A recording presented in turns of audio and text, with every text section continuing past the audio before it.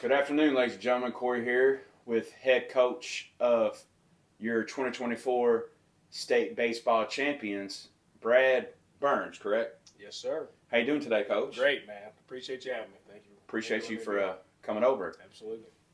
Have you had time to digest yet exactly what you guys were able to accomplish? I mean, yeah, obviously you guys became state champions, but a part of town that necessarily doesn't quite get notoriety no matter what you do received that. And we talked about off record before we got started, like what the school had been going through. Has that, prior to y'all winning this, has it set in for you just yet? No, I don't think so. Honestly, in some ways I hope it doesn't. I hope it's something that folks in the South End, can feel good about and continue to feel good about. Knowing that there are still lots of great people in the South End. Not everybody moved out. That there's still lots of great things going on in the South End and at PRP High School. And I can say that, and I teach there.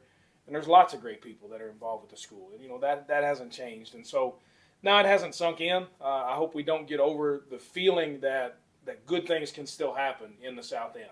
We get a bad rap, I guess, from other people. I don't know. We do. It is what it is, though. But, at the same time, this is where I grew up. This is where I am. This is home. And I hope that feeling that, there's still a lot of good that can happen and good people in the South End. We saw that, throughout our postseason run, how many good people were there. And so, yeah, I mean, it hasn't sunk in. I hope it doesn't go away for the people of the South End. Definitely. Now, prior to you guys playing McCracken County, you guys played Trinity, and that was quite essentially played like what a state championship game, how you would want it to be played. Going through what you guys went through, bouncing back, handling adversity in that game, how much confidence did that give you as the head coach leading up to the championship game against McCracken? Well, I'll be honest with you, I already had a lot of confidence in our guys. I knew that if we could get to the state tournament, if we could just get there, then we would have a pretty good chance. Now, there's no guarantees. I've played in state tournaments, and I know you can get bounced out early and still be a really good team. You run into the right pitcher, and that's what it is. But that game against Trinity, we knew going into it that if we could do the things that we're good at, that we would give ourselves a chance. Yeah. And there's no guarantees, obviously, but we would give ourselves a chance to win. And we did the things that we're good at very well in that game. We stole bases, we bunted, we just hit singles. We played good defense.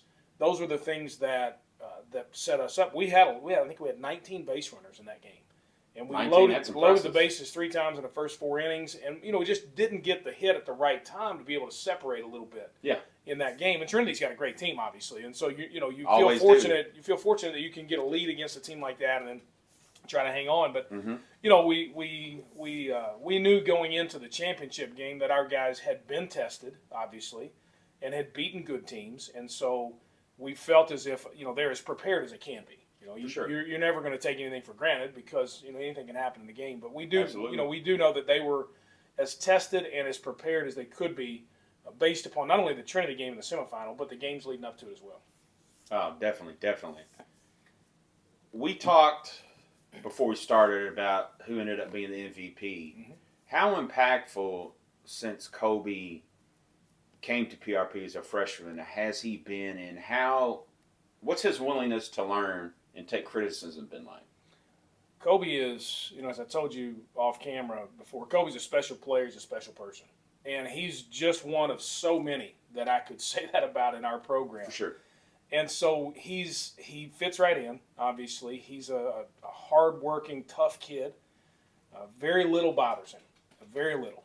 He doesn't get frustrated a lot. He just keeps doing the next thing and the next thing and the next thing. And that's what we hope for our guys. And so he's a great example of how that plays out. And, Kobe was, by the time he was at the end of his freshman year, he was, in the starting lineup because he was hitting well.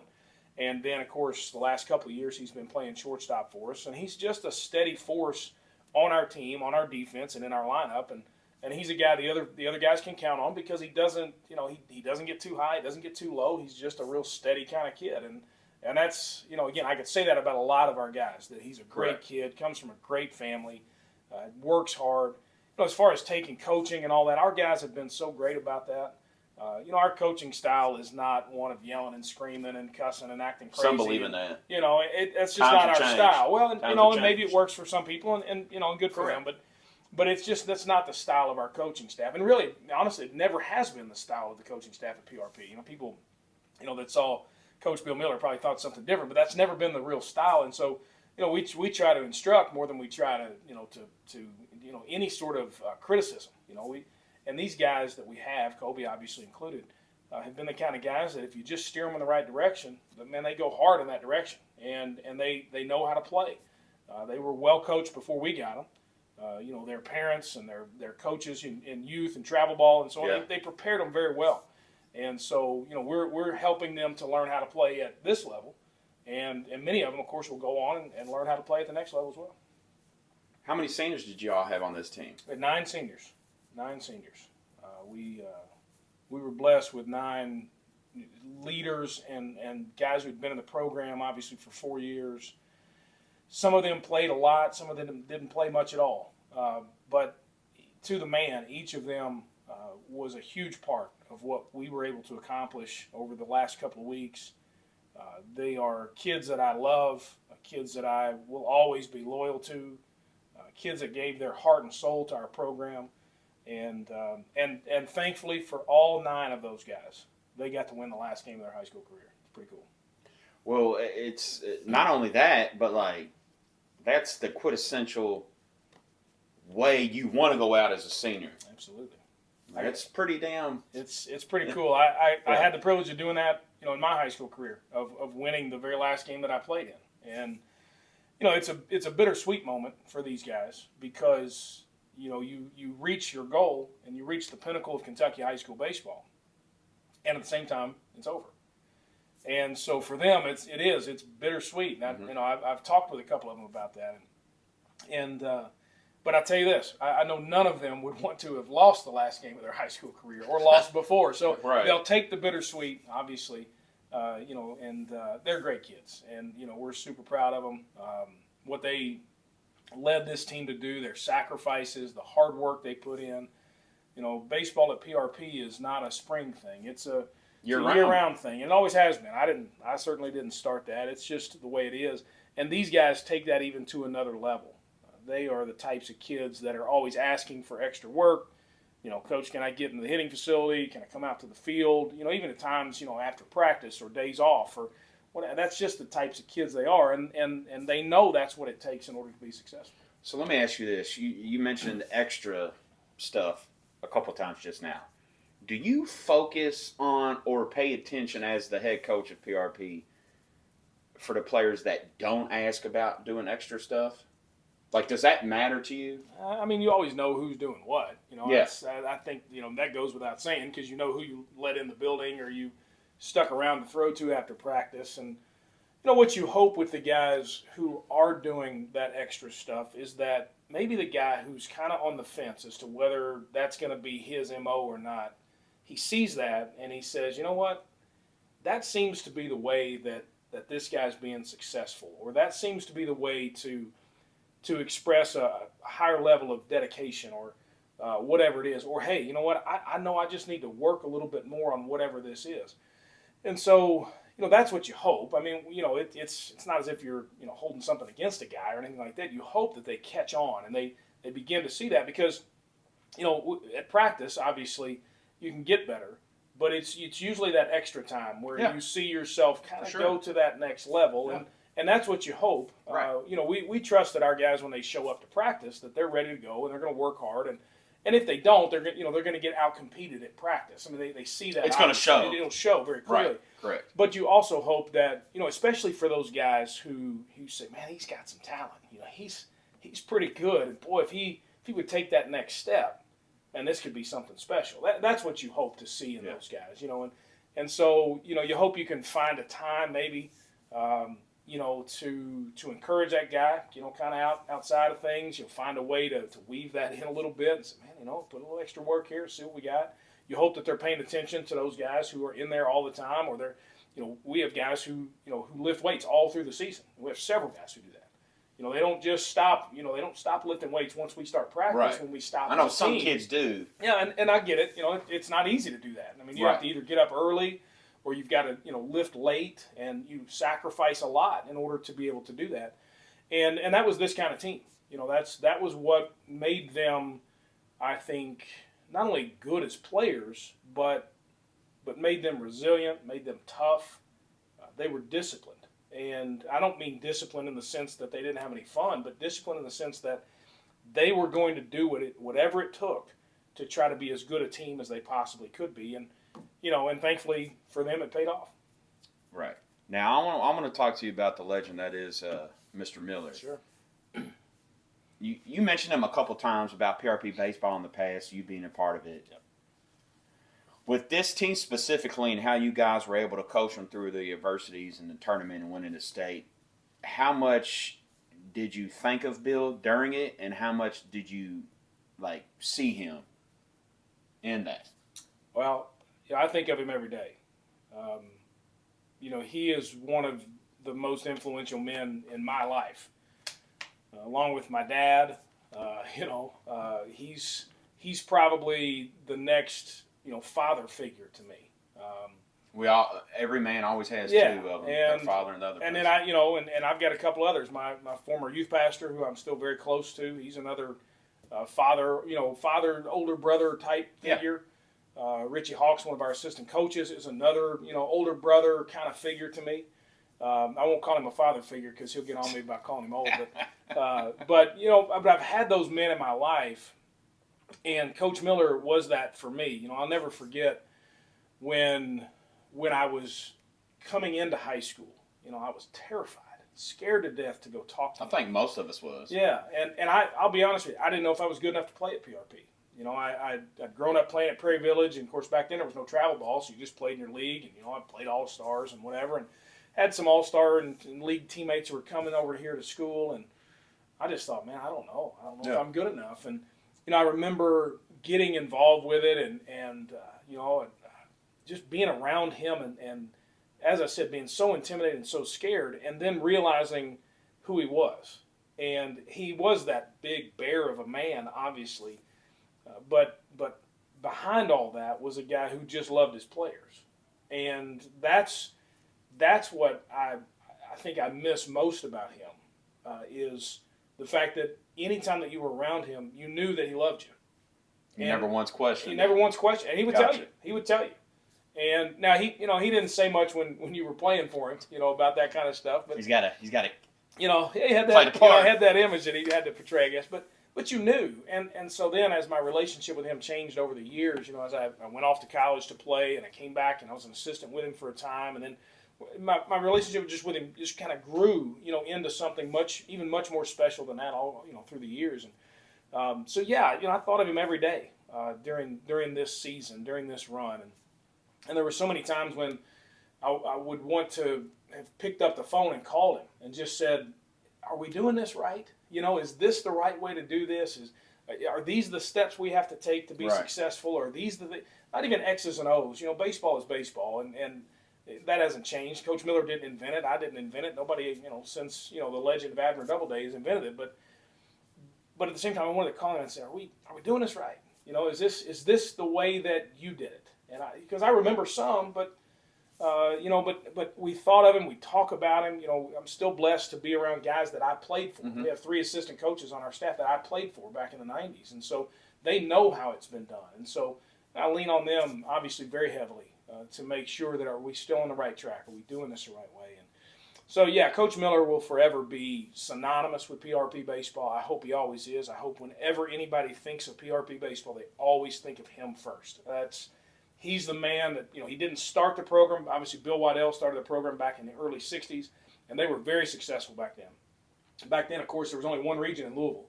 So it was the 7th region. You have one region in Louisville, and so you had to go through everybody back then. And obviously in the 60s, Manual was very, very strong. They won 3 state championships in the 60s. St. X, was winning state championships before PRP was a school. And so, you had those teams that you had to run through to even get to an 18 state tournament. And so, it was so difficult. And And those teams got close back in the '60s and '70s with some legendary players. Yeah. Legendary. I won't name any of them, but they're on my mind. Guys that were the icons of the 1960s, and then the icons of the 1970s, and then when Coach Miller took over in 1980, and 2 years later in '82, playing for a state championship against the undefeated Madison Central team that wound up being, I think, 40-0 or something like that, and beat PRP in the finals in '82, and and so anyway, the program has had such rich history, and then to have been a part of that as a player, 12 to 14 years into Coach Miller's career, kind of right in the peak of when it was really, really coming together. I would be foolish and arrogant if I didn't think of him, if I didn't want to know and learn and try to remember the things that he did and how he did some things. And he and I are different people, obviously. That's it, anybody is. So you have to be yourself when you're in whatever role you're in. But you also need to make sure you learn from those mentors and pay attention and remember and talk to people. And he, he's been gone now for 6 years. It doesn't seem like no, it doesn't. And even these 6 years later, he is still having an imprint. And you ask about the way that we played and so on. About him. Well, the way that we were able to win this state championship was playing baseball just the way that he would have loved for baseball to be played. Right. It was real similar to what I remember from the teams that I played for. Just a lot of scrappiness, a lot of just toughness and playing good defense and scratching across some runs and never quitting. And that's what this team was about. And I think it is a very quintessential PRP baseball team. It's one that I'm very proud of for that reason, that it does harken back to the days of Coach Miller in his the time, as I said, where it all came together in the early to mid '90s. Pretty cool. So, PRP won their first in '93, right? '94. '94. Okay. Mm-hmm. So in 30 years, they've won 7. That is astronomical number. People don't understand. It's we were talking about it. 30 years. That's one every. It's one every less than 5 years. Yeah. Just over 4. Yeah, that's nuts. It really is. People don't think about that. Well, and I was over here thinking about that while you were talking. Put it in perspective. 30, 31. The first regional championship, that door got knocked down in 1982. Mm-hmm. And since then, we've won 24 regional championships. The first Final Four was in 1982. Since then, we've been to 17 Final Fours. The first state final. Sounds like you need a new T-shirt printed. No kidding. The first final game was in '82, and since then, including that one, we've been to 11. And so we finished runner-up in '82 and '85. So that's what 78, 82 winning for 76 winning percentage. We're 7-4 in championship games. And what's remarkable about the way that all came together, when the '82 team lost, mm-hmm. they lost to a juggernaut. I mean, Madison Central was unbelievable. As I said, I think they were ranked number 1 in the country. They were undefeated. It's the only undefeated team in Kentucky high school baseball history. They were unbelievable, tremendous in the team. Country. Jeez. And then in 1985, PRP lost to Owensboro Catholic. And then in 1993, we get back to the state finals. Had been close a couple of years, 87, 88, 1990. Yeah. Been close to getting back there. And then in 1993, we get back there. We lose to Harrison County. Tough game. We didn't play well. And so Coach Miller started 0-3 in state championship games. And then won 3 in a row, 94, 95, 96. Finished runner-up again in 1999. So he was 3-4. And then won it again in 08, 13, and 17. And so, he always told us, and anybody that was playing during the time when I did can tell you this, that he said, if we ever win one, we'll win a bunch. It was just a matter of figuring out how to do it. All it takes is that first one. And that's what he finally, had a group that was able to do it. And the others had gotten so close, and so they built that, and they built up to it, and finally that group was able to do it, and then that's when the floodgates opened. And what's interesting is, and I could talk about this stuff all day, but what's interesting is the class of 1996, so 1 year after when I graduated, the class of 1996 went to the state finals every single year. Their freshman year, we were in the state finals. We lost it. That was our freshman year in 1993. And then in 1994, their sophomore year, we won it. 95, their junior year, we won it. 96, their senior year, we won it. So there are a handful of guys who dressed varsity as sophomores in 1994. There weren't any freshmen from 1993 who actually were on that team.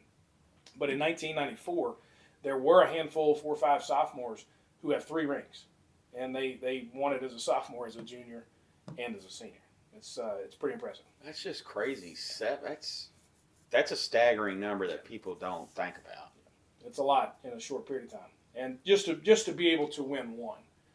You know, when I talk to coaches from around the state and I see a guy who has won one, you know, it's so hard to do. It's so just impossible to do. I mean, it really is difficult. You know, of the hundreds of high schools that we have one class in Kentucky, so you have to beat everybody. And, you know, to see somebody be able to win one is amazing. For Coach Miller to win 6 in that short period of time. You know, he won 6 from 1994 to 2017. 13 years. So you put that in perspective. That's kind of like the number of how like Belichick and Brady did theirs. Yeah, 23-year period. Okay. You know, so but I mean, regardless, one every 3. One 2.5. One every. You know, just I mean, it's just bizarre.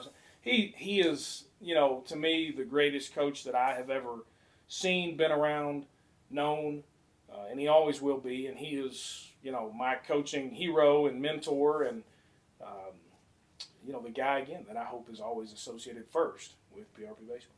I got a few more questions for you in this great conversation. What do you hope for that your kids take away from winning the state title?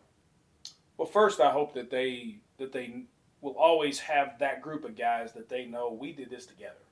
Right. You know, we did this. Unity. You know, it was something that we did.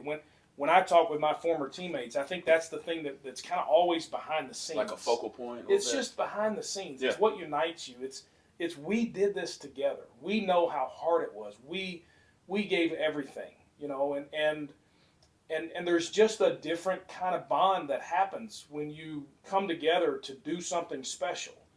And it's in any walk of life, obviously. It's not just in sports, but I hope that that's the first thing. They always have that bond that they always feel toward one another. And then I think, secondly, I hope that they realize that the things that they did in order to be successful on a baseball field can cross over into any aspect of life. Mm-hmm. You know, discipline and relentlessness and toughness and courage and, you know, bouncing back, resilience, all those things, you're going to need those as a man. You know, you're going to need those one day as a husband, as a father, as a worker, as a business owner, as a community leader, as whatever it is that you're doing. Those are the principles and the characteristics that you're going to need. So I guess those will be the things, you know, yeah, they'll get a ring and they'll wear that the rest of their life. This trophy will always represent them. But I hope it's the bond they share together and the characteristics that hopefully are continuing to be developed in them, that's what they look back on. Because I'll say for me, that's what I look back on. I learned so many of those things, and so many of those things were reinforced in me through my time playing for PRP baseball. And that's what we hope for them. All right. Where did the South End jersey and South End T-shirt thing come from? Whose idea was that? And it's kind of caught fire in the community. It's taken off, that's for sure. So, you know, if you know about Major League Baseball and their City Connect jerseys. So that's like y'all's version. It's our City Connect jersey. Okay, I get it. And Makes sense. That's what it is. So, you know, last year, you know, we had gotten them a new jersey, I guess 2 seasons prior. And so I was looking around at some things, and I saw the White Sox, the Chicago White Sox, had the lettering. Southside on theirs, and I saw the lettering. You're like, duh. And I thought, we have to do that. First of all, we have to do that before anybody else has a chance. Let's see if we can pull this off. And so anyway, that's where the idea came from, was the Chicago White Sox. So we had that, and we did a reveal to the team last season, in the 23 season, and we had them all hanging in their lockers, you know, and they walked in, of course, and they went nuts for it, and we were wearing it that particular day. And lo and behold, the first day that we wore it, we were going to Eastern, and they had one that said East End on it, and we were revealing both the same day. Go figure. And so anyway, that phenomenon of the South End jersey and shirt, we decided this year, you know, as we kind of played it. I mean, I'll be honest with you, we played the regional final in the South End jersey, and it was there that, you know, obviously you have a huge crowd for a regional final, And so many of the people that were there had not yet seen that jersey. Oh, really? You know, we don't wear it very often. We don't, you know, it's just, we wore it for championship day, and so I got so many requests. Hey, can I get something that looks like that? What can we, you know? So I contacted our guy that does all that. I said, man, we've got to get some shirts, you know. And ready to make some money. Yeah, and so anyway, so he put that together, and man, I think we've sold 300 or so of those shirts already, and we'll have another sale here coming up this week, and people will definitely buy them. Yeah, and the neat thing about that, man, I mean, if you're from the South End, you know what the South End is about. And if you move into the South End from somewhere else, you quickly learn that it is about toughness.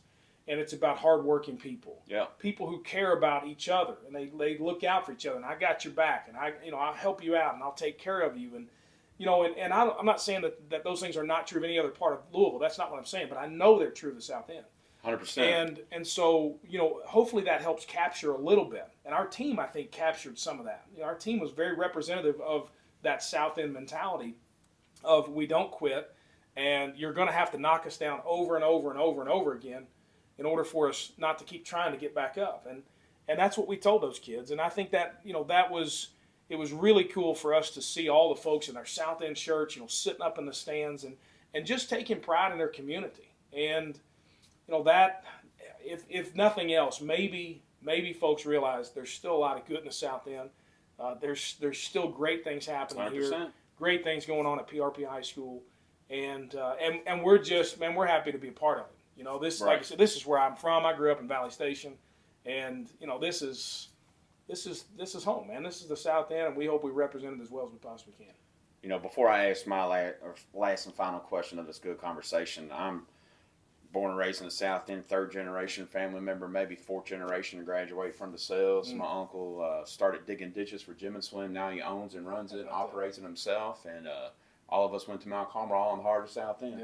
Yep. People don't realize, like you said, I'll stay away from, I'll try to be correct here, but people don't realize there's a lot of powerful people that live in the South End. There's a lot of good that's going on. Like I said, yeah. and I don't say that it's not happening just anywhere aggravates else me a little in the bit. city. People, well, again, I think sometimes you can maybe get overlooked with some of that stuff. That there is a lot of good. 100%, I agree with that. And again, I won't say that there's not good stuff happening in other parts. I don't live in any other part of town, so I don't know. I can't say for sure about anything else, but I know for sure there's a lot of good people, and I'm the same way.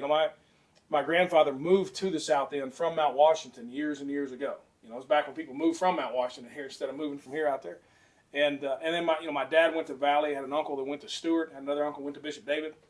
And my sister and I both went to PRP. My cousins that went to Valley and Doss. And I mean, it's just that's where I'm from. And so, having the chance to return here and be a part of that, it's not always easy.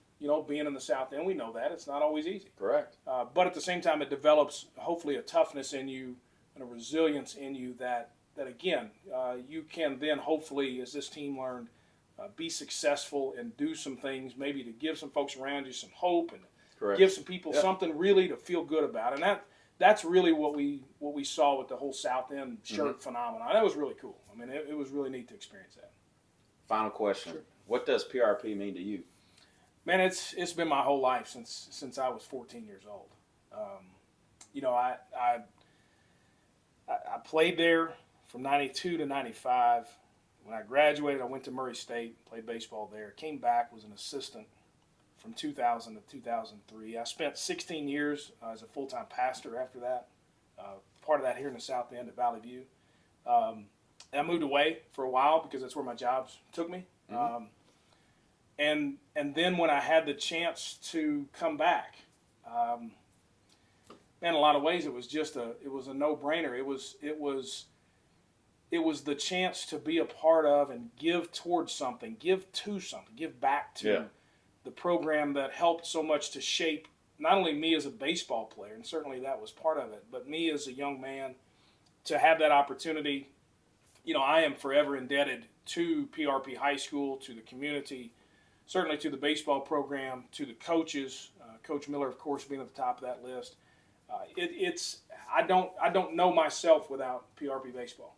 I don't, and I'm excited that these kids now will always be able to say that they're in that brotherhood, that they're in that PRP baseball brotherhood, and that to me it is. I can't identify myself. You know, I tell people, you know, I've only known really two things in my life. I'm only I guess knowledgeable of two things: Jesus and baseball. That's about all I know. And aside from Jesus and my family, there's nothing I love more than PRP baseball. That's it.